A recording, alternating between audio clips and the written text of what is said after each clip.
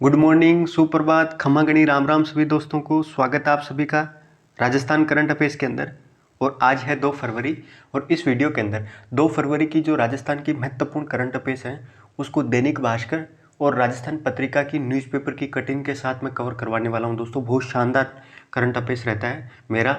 और साथ में आज एक नई सीरीज स्टार्ट किया, राजस्थान का एकीकरण, और राजस्थान का प्रमुख अभिलेख है उसको भी कवर कर रहे हैं। साथ साथ में आज राजस्थान का एकीकरण है उसको स्टार्ट कर दिए हैं। आइए स्टार्ट करते हैं एक बेहतरीन मोटिवेशन कोट के साथ में। कितना शानदार कोट है कि थोड़ा डूबूंगा मगर मैं फिर तैर आऊँगा, ये ज़िंदगी तू देख मुझे, मैं फिर तेरे को जीत के दिखा दूंगा। तो आइए दोस्तों स्टार्ट करते हैं आज का जो न्यूज़पेपर कटिंग्स है उसको। सबसे पहले कार्टून बाबा से स्टार्ट करते हैं। सभी को राम राम सा, सभी को कार्टून बाबा की तरफ से राम राम सा। और कार्टून बाबा क्या बोल रहा है कि शिक्षा का महत्व समझो यारो। आज हम भी पढ़े लिखे होते तो आज तगड़े तगड़े हाथ मार रहे होते। जिस तरह 5-5 करोड़ रुपए के अंदर पेपर वगैरह बिक रहा है, तो कार्टून बाबा भी क्या है कि सोच के अंदर पड़ गए हैं और बोल रहे हैं, अपने भतीजे को बोल रहे हैं कि आज अपन भी पढ़े लिखे होते तो तगड़े तगड़े हाथ मार रहे होते। ये अफसोस कर रहे हैं बैठे बैठे। कार्टून बाबा क्या कर रहे हैं, अफसोस कर रहे हैं दोस्तों। आइए स्टार्ट करते हैं करंट अफेयर्स को। सबसे पहले आईआईटी जोधपुर के अंदर नवीनीकरण ऊर्जा का एक सेंटर ऑफ एक्सीलेंस स्थापित किया गया है। तो किसने स्थापित किया दोस्तों, राजस्थान सोलर एसोसिएशन के द्वारा। ये याद रखोगे, राजस्थान सोलर एसोसिएशन के द्वारा आईआईटी जोधपुर के अंदर, आईआईटी जोधपुर है वहाँ पे क्या है, एक टेक्नोलॉजी पार्क है। तो ये भी याद रखोगे कि जोधपुर के अंदर एक टेक्नोलॉजी पार्क है और राजस्थान सोलर एसोसिएशन के द्वारा इसी टेक्नोलॉजी पार्क के अंदर अक्षय ऊर्जा उत्पादन के लिए, रिन्यूएबल एनर्जी है उसका उत्पादन करने के लिए सेंटर ऑफ एक्सीलेंस की स्थापना की गई है। तो याद रखोगे दोस्तों, आईआईटी जोधपुर के अंदर सेंटर ऑफ एक्सीलेंस की स्थापना हुई है, ठीक है। और हाल ही के अंदर एमयू भी साइन किया गया था। अगली न्यूज क्या बोल रहे हैं, वापिस जोधपुर की न्यूज है।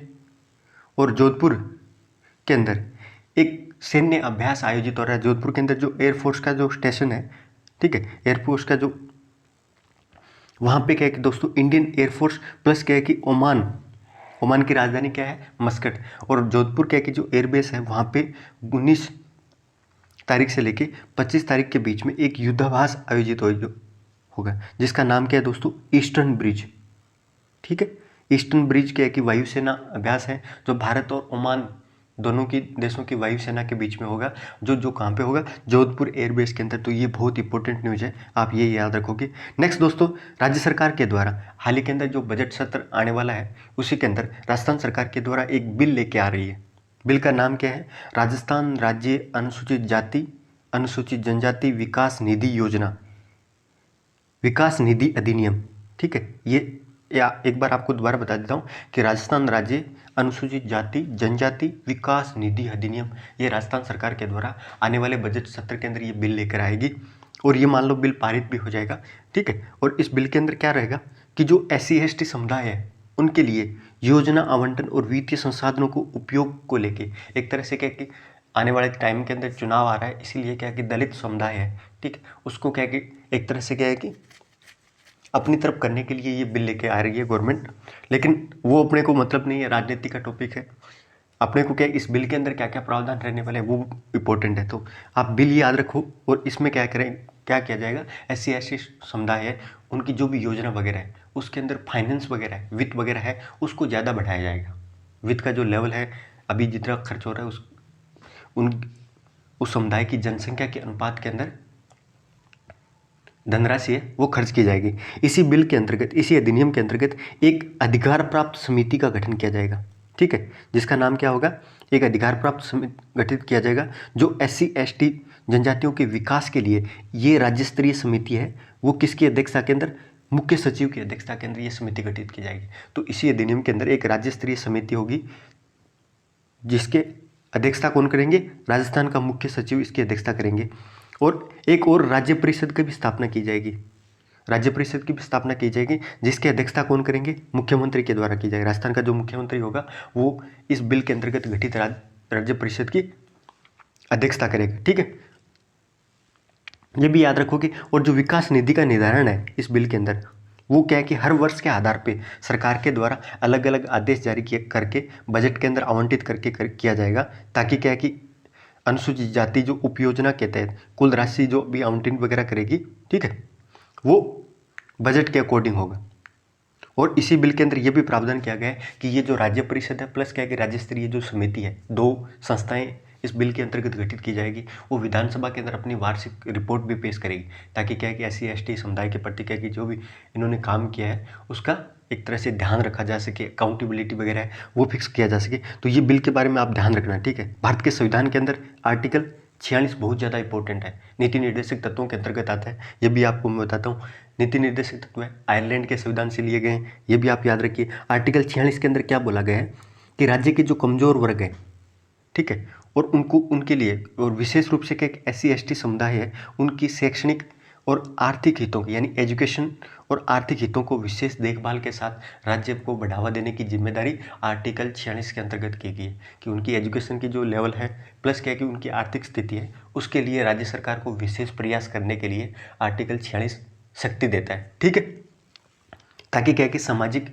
अन्याय वगैरह है उसको दूर किया जा सके और क्या है कि समानता जो भी सुनिश्चित की जा सके सभी वर्गों के अंदर, ठीक है। नेक्स्ट दोस्तों, नागौर के एक सपूत है जिनको क्या है कि मरणोपरांत सर्वोत्तम जीवन रक्षा पदक मिला है। हाल ही के अंदर जो गणतंत्र दिवस था उस पर राष्ट्रपति के द्वारा नागौर के सपूत कौन है भाई, 21 साल के क्या है कि रामावतार गोदारा है, जिनकी क्या है कि एक शख्स की जान बचाने के दौरान उनकी क्या है कि पानी में डूबने की वजह से क्या है कि उनकी मृत्यु हो गई। तो बहादुरी का काम किया उन्होंने और इसी के चलते राष्ट्रपति के द्वारा इनको सर्वोत्तम जीवन रक्षा पदक है उससे सम्मानित किया जाएगा, ठीक है। तो नाम याद रखना, राम अवतार गोदारा, ठीक है। राजस्थान के अंदर पद्मश्री कितने लोगों को दिया गया दोस्तों, मेरे को आप जल्दी से कमेंट बॉक्स के अंदर बताना। कल अपन ने डिस्कस किया था कि चंद्र प्रकाश की द्विवेदी है, उनको लेखन और अभिनेता की श्रेणी के अंदर उनको पद्मश्री से सम्मानित किया गया था। सिरोही से आते हैं वो, जिनके बारे में बात की थी। एक और है जिनको क्या है कि पद्मश्री से सम्मानित किया गया है, वो कौन है भाई, अवनी लेखरा।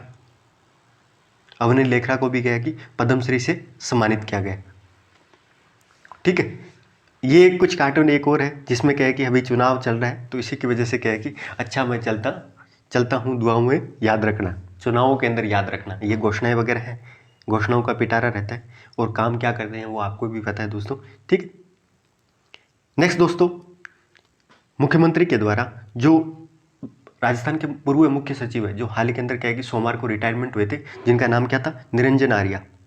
निरंजन आर्या जो हाल ही के अंदर रिटायर्ड हुए हैं, उनको मुख्यमंत्री के द्वारा अपना सलाहकार नियुक्त किया गया है। मुख्यमंत्री के द्वारा अपना सलाहकार नियुक्त किया गया है दोस्तों, ये भी आप याद रखोगे। और इसके चलते क्या है कि जो राजस्थान के मुख्यमंत्री हैं उनके कितने सलाहकार हो गए, अकबर की तरह। विपक्ष के द्वारा कमेंट भी किया जा रहा है कि अकबर की तरह इनके भी 9 रत्न हो गए, 9 सलाहकार हो गए हैं टोटल, ठीक है। हालांकि निरंजन आर्या ने यह भी बोला है कि यदि मुख्यमंत्री साहब मुझे मौका देते हैं तो मैं राजनीति के अंदर भी जरूर जाऊंगा। हाँ भाई, राजनीति के अंदर आइए, स्वागत है आप सभी का।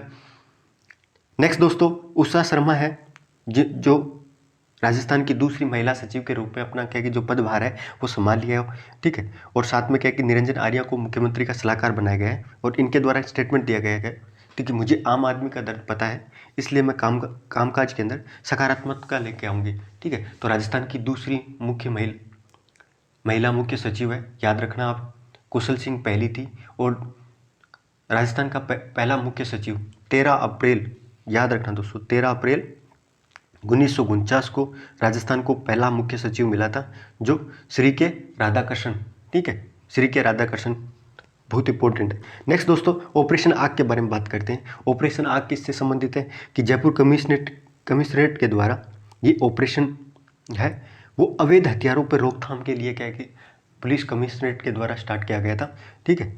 तो ये याद रखना।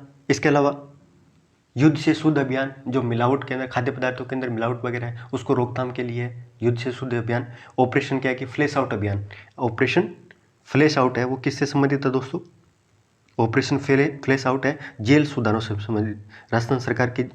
राजस्थान के अंदर जितनी भी जेल वगैरह है उसमें सुधार करने के लिए राजस्थान सरकार के द्वारा ऑपरेशन फ्लैश आउट स्टार्ट किया गया था।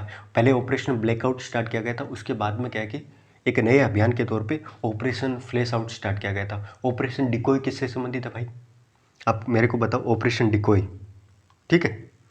ऑपरेशन डिकोय के बारे में मेरे को आप बताओगे। ठीक है, नेक्स्ट के बारे में बात करते हैं। अभी विधानसभा का सत्र स्टार्ट होने वाला है और इसी टाइम एक कंपनी गठित करने की सरकार है वो तैयारी कर ली है, कृषि विद्युत वितरण कंपनी। जिस तरह क्या है कि अन्य राज्य निगम वगैरह है वितरण, जैसे जोधपुर क्या है कि विद्युत वितरण कंपनी है, जयपुर विद्युत कंपनी लिमिटेड है, वैसे ही कृषि क्षेत्र के लिए विद्युत वगैरह है उसको वितरण करने के लिए एक कंपनी गठित करने की सरकार ने ठान ली है। ताकि क्या है कि क्योंकि वर्तमान के अंदर क्या है कि लगभग 41% जो बिजली है उसका उपभोग है वो किसके द्वारा किया जाता है, कृषि के द्वारा। ठीक है, राजस्थान की टोटल बिजली है उसका 41% खपत किसके द्वारा किया जा रहा है, कृषि के द्वारा किया जा रहा है। इसीलिए कृषि वितरण कंपनी है उसको गठित करने की बात है सरकार के द्वारा। अभी पूरा का पूरा काम हो गया, इसको सत्र के अंदर रखा जाएगा। ये न्यूज़ थी। नेक्स्ट दोस्तों संपर्क पोर्टल के बारे में बात करते हैं। संपर्क पोर्टल है जिसके बारे में आगे बात करेंगे, लेकिन ये न्यूज़ क्यों हाईलाइट चल रही है कि सरकार के द्वारा क्या है कि पोर्टल स्थापित कर दिया, लोगों की क्या है कि समस्याएं वगैरह सुनी जा रही है, लेकिन क्या है कि समाधान नहीं हो रहा, समाधान नहीं हो रहा। इसी की वजह से क्या है कि पिछले कई ऐसे मामले आए हैं जिसमें लगभग 20 से 25% क्या है कि मामले ऐसे हैं जहाँ विभाग के जो अधिकारी वगैरह हैं वो संपर्क पोर्टल के माध्यम से जो भी शिकायत वगैरह आ रही है उसका समाधान नहीं कर रहे। तो ये न्यूज़ वगैरह थी जिसके बारे में अब आप संपर्क पोर्टल के बारे में बताता हूँ। राजस्थान संपर्क पोर्टल एक, ठीक है, ये एक ग्रेवियंस रिड्रेसल सिस्टम है, यानी शिकायत निवारण क्या है कि प्रणाली है एक तरह की, जो इस पोर्टल के अंतर्गत जो राजस्थान के नागरिक वगैरह हैं उनको केंद्रीय मंच के रूप में प्रदान करता है। राजस्थान संपर्क पोर्टल यानी नागरिक वगैरह हैं उनको एक तरह का केंद्रीय मंच प्रदान करता है, जहाँ पे राज्य का कोई भी नागरिक होता है वो संबंधित विभाग को अपनी शिकायत दे सकता है कि जो इसकी शिकायत वगैरह है जिस विभाग से जुड़ी हुई, उस शिकायत को इस केंद्रीय मंच के माध्यम से राजस्थान के सारे नागरिक, ठीक है, वो इस पर शिकायत दर्ज करवा सकते हैं। और मुख्य रूप से क्या है, एक एकीकृत वेब पोर्टल है, एकीकृत वेब पोर्टल है, ये भी याद रखोगे। और सरकार के द्वारा, राजस्थान सरकार के द्वारा राज्य के नागरिकों को सुविधा प्रदान करने के लिए 2022 के अंदर, अभी 4 दिन पहले ही राजस्थान संपर्क पोर्टल 2022 है उसको लॉन्च किया गया था मुख्यमंत्री के द्वारा। तो ये भी आप याद रखोगे, ठीक है। नेक्स्ट दोस्तों, सीएम के द्वारा नई पुस्तकों का विमोचन किया गया था। 2 पुस्तक वगैरह राज्यपाल और मुख्यमंत्री के द्वारा विमोचन वगैरह किया जाता है तो वो इंपॉर्टेंट हो जाती है, ठीक है। मुख्यमंत्री के द्वारा महात्मा गांधी से जुड़ी हुई कुछ क्या की कृतियाँ वगैरह थी जो चूरू के निवासी, चूरू के दुलाराम सारण के द्वारा, किसके द्वारा दोस्तों, दुलाराम सारण के द्वारा महात्मा गांधी के जीवन से जुड़ी हुई कुछ क्या की जो पुस्तक वगैरह थी उनका राजस्थानी भाषा के अंदर अनुवाद किया गया था। एक तो कौन सी, सर्वोदय, दूसरी मंगल प्रभात, ठीक है, और आत्मकथा सांच रात तजर्बा। ये 3 जो पुस्तक है वो दुलाराम सारण ने महात्मा गांधी जीवन से जुड़ी हुई क्या कि जो पुस्तक वगैरह थी उनको राजस्थानी भाषा के अंदर अनुवाद किया गया। एक तो याद रखो सर्वोदय, ठीक है, एक क्या है कि मंगल प्रभात, ये भी आप याद रखोगे। और नेक्स्ट दोस्ती कौन सी है दोस्तों, सांचरा तजर्बा, ठीक है। ये 3 पुस्तक वगैरह हैं वो सीएम के द्वारा क्या है कि दुलाराम जो सारण है, चूरू के साहित्यकार हैं, उनकी पुस्तक है उसका विमोचन किया गया था। एक आप राजस्थानी हिंदी ग्रंथ अकादमी है, उस कहाँ पे स्थित है भाई, जयपुर के अंदर, कल ही बात की है दोस्तों। तो उसके निदेशक कौन है, BL सैनी, ये भी आप याद रखोगे। राजस्थान हिंदी ग्रंथ अकादमी के क्या है कि कुछ अकादमियाँ वगैरह हैं जिनके बारे में बात की थी, राजस्थान हिंदी ग्रंथ अकादमी, राजस्थान उर्दू ग्रंथ अकादमी और राजस्थान संगीत नाटक अकादमी और राजस्थान ललित अकादमी। ये 4-5 है, वो सारी की सारी जयपुर के अंदर स्थित है। राजस्थानी भाषा साहित्य का और कला एवं संस्कृति से संबंधित है, वो बीकानेर के अंदर। राजस्थान राज्य अभिलेखागार है वो बीकानेर के अंदर है, ये भी याद रखोगे। राजस्थान साहित्य अकादमी ये उदयपुर के अंदर, ठीक है। और राजस्थान प्राच्य विद्या संस्थान है वो कहाँ पे भाई, जोधपुर के अंदर। तो ये कुछ महत्वपूर्ण संस्थाएं वगैरह है, आप आर्ट एंड कल्चर की याद रखोगे। नेक्स्ट दोस्तों 5 करंट अफेयर्स के क्विज डिस्कस कर लेते हैं। सबसे पहले कि 62 साल के बाद में, आज़ादी के 62 साल बाद में राजस्थान में प्रथम मुख्य सचिव के रूप में किसे चुना गया था, तो इसका आंसर क्या होगा दोस्तों, कुशल सिंह को 2009 के अंदर चुना गया था। और आज़ादी के 62 साल बाद पहली बार महिला मुख्य सचिव के रूप में मिली थी। और अभी वर्तमान के अंदर दूसरी महिला मिली है, वो 13 साल बाद में अभी 2022 के अंदर, उषा शर्मा, जिनका कार्यकाल 1.5 साल का रहेगा। नेक्स्ट दोस्तों हाल ही के अंदर कहाँ राजस्थान सोलर संघ ने अक्षय ऊर्जा के उत्पादन के लिए सेंटर ऑफ एक्सीलेंस की स्थापना करेगा? तो जोधपुर के अंदर क्या है कि जोधपुर के जो आईआईटी जोधपुर के अंदर जो टेक्नोलॉजी पार्क है उसके अंदर इसकी स्थापना की जाएगी। नेक्स्ट दोस्तों, हाल ही के अंदर राष्ट्रपति के द्वारा गणतंत्र दिवस के अवसर पर राजस्थान के किस सपूत को सर्वोत्तम जीवन रक्षा पदक, इंपॉर्टेंट है दोस्तों, सर्वोत्तम जीवन रक्षा पदक है वो किसको मिला है? राम अवतार गोदारा, मरणोपरांत है, 21 साल की उम्र के अंदर इनका ये शहीद हो गए थे और इनको सर्वोत्तम जीवन रक्षक पदक है उससे सम्मानित किया गया। हाल ही के अंदर जोधपुर एयरबेस से भारत के साथ ओमान के साथ कौन सा सैन्य अभ्यास है वो वायुसेना के द्वारा आयोजित किया जा रहा है? तो ईस्टर्न ब्रिज है वो भारतीय वायुसेना प्लस ओमान की वायुसेना के साथ में मिलकर आयोजित होगा। नेक्स्ट दोस्तों, बहुत ही महत्वपूर्ण आपके लिए टॉपिक स्टार्ट किया है स्टैटिक जीके का, राजस्थान एकीकरण है उसको जल्दी जल्दी कवर करते हैं। आज 2 चरण के बारे में बात करेंगे, ठीक है। प्रथम चरण के बारे में बात करते हैं। प्रथम चरण है उसको मत्स्य संघ के नाम से जाना जाता है,